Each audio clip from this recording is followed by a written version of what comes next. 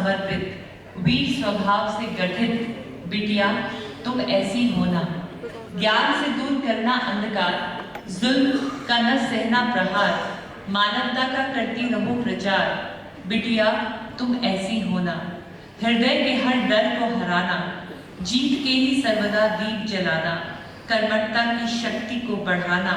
बिटिया तुम ऐसी होना, पीड़ित को अवश्य देना दान, शिष्टाचार का करना आदान प्रदान, देश के लिए दे देना बलिदान। बिटिया तुम ऐसी होना, न करना कभी स्वयं की बड़ाई, सीखते रहना खूब करना पढ़ाई, अंधकार पे करना रोशनी की चढ़ाई।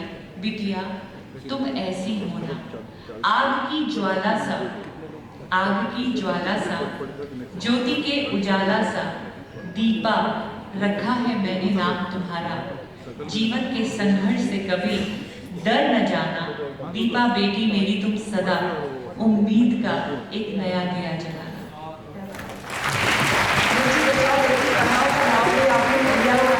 समय की बहुत कमी है, तो ये कहा जा रहा है कि पायलट करना है। एक मिनट बस मैं लास्ट में निखत आपसे पूछना चाहूँगी, खेलो इंडिया के बाद आपको लग रहा है हमारी बहुत सारी बेटियां खेलने आगे आ रही हैं, बाहर आ रही हैं घरों से, उनके माता पिता उनके परिवार सपोर्ट कर रहे हैं?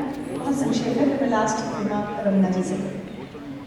जी हाँ, मुझे याद है जब मैंने बॉक्सिंग स्टार्ट की थी तब इतने कंपटीशन नहीं होते थे, स्पेशली जब कोई खिलाड़ी स्पोर्ट्स कर रहा होता है तो उसको सबसे ज़्यादा फाइनेंशियल सपोर्ट की बहुत ज़रूरत होती है।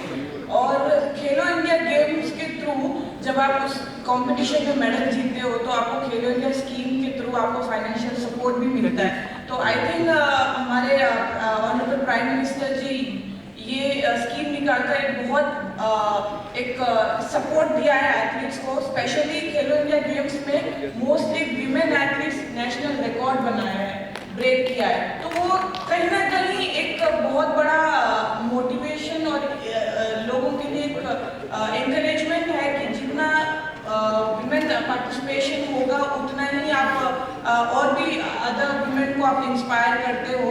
और नॉर्मली क्या होता है जब हम नेशनल के लिए रेडी होते हैं तो हमें इतना इंडिया को खेलने के लिए, इंडिया रिप्रेजेंट करने के लिए, इंटरनेशनल लेवल तक पहुंचने के लिए हमें खुद के पैसे लगा के तैयारी करनी होती है।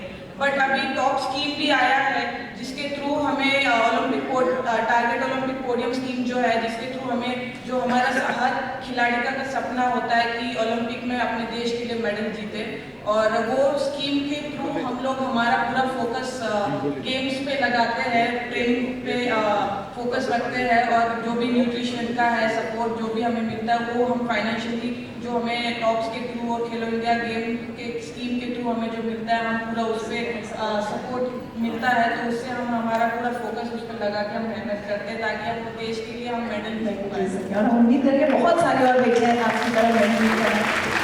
रवीना जी की तो G20 प्रेसिडेंसी है अभी, और तो मुझे लग रहा है सवाल इसका ज़रूर बनता है, आप W20 का हिस्सा हैं।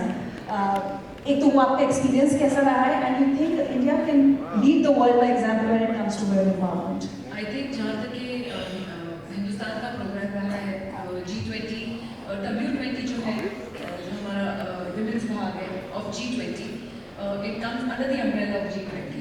तो जहाँ तक कि W20 का एक्सपीरियंस रहा है मेरा बहुत ही बढ़िया रहा है, जिस तरीके के कार्यक्रम हमने किए हैं, जिस तरीके की स्कीम्स किए हैं, जिस तरीके की एक ब्रेन स्टॉर्मिंग है जहाँ हमारी महिलाएं जितनी लीडर्स हैं फ्रॉम ऑल ओवर ग्लोबली हमारे पूरे विश्व से दूसरे देशों से जो आई हैं, और जिस तरीके के आइडिया शेयरिंग हुए हैं, जहाँ के आगे हमारी पॉलिसी मेकिंग जिस पे अब बसेगी उस एजेंडा के ऊपर बसेगी, तो ये एक बहुत ही मेरे लिए बहुत ही एनरिचिंग एक्सपीरियंस रहा है।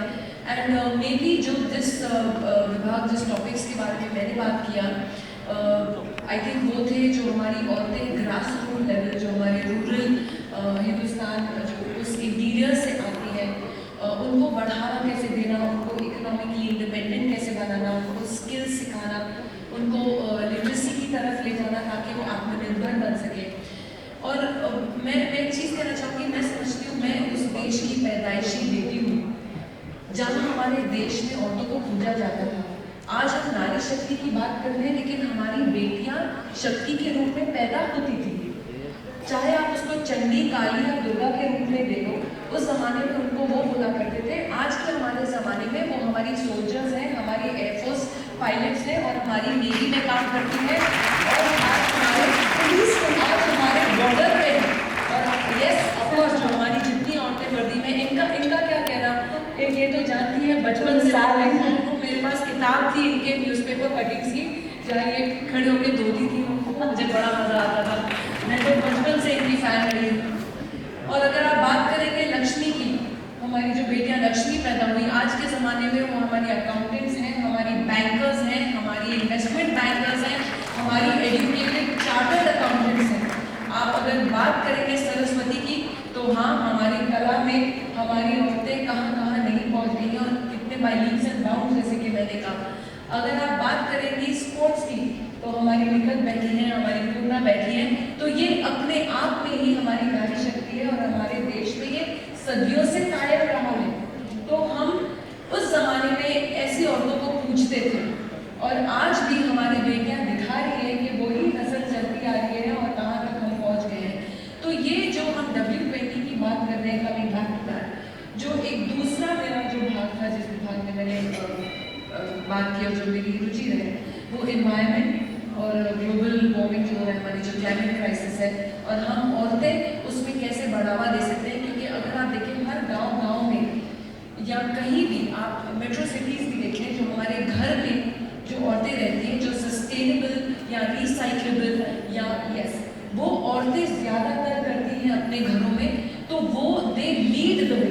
तो उनको और उसमें कैसे अवेयरनेस फैलाना, ताकि जहाँ आप देखें औरतों से ही नस्ल और हर जनरेशन आगे बढ़ती है। तो बहुत ज़रूरी है हमारी औरतों को और उस विभाग में अवेयरनेस फैलाना, ताकि वो आगे अपनी जो आने वाली पीढ़ियाँ हैं उनको वो यही ज्ञान या लर्निंग जिसे आप कहते हैं वो देंगी। एंड मैं समझती हूँ कि एक अच्छी दुनिया आगे बढ़ाने के लिए सबसे पावरफुल है हम माएँ और सबसे पावरफुल है हम औरतें, सबसे पावरफुल है जो हम सास बन जाती है, बेटी बन जाती है, बहू बन जाती है। लेकिन कहीं ना कहीं हमारी रिस्पॉन्सिबिलिटी और बढ़ जाती है हर किरदार में, क्योंकि हम हैं जो आगे वाली पीढ़ी को ज़्यादातर अपना समय देते हैं, क्या करते हैं, समय देते हैं और उनको हम मोल्ड करते हैं, उनको हम बनाते हैं। तो उनको ऐसे नागरिक बनाइए कि आप ही नहीं लेकिन पूरा देश सर उठाकर उनको सलाह दे। Thank you.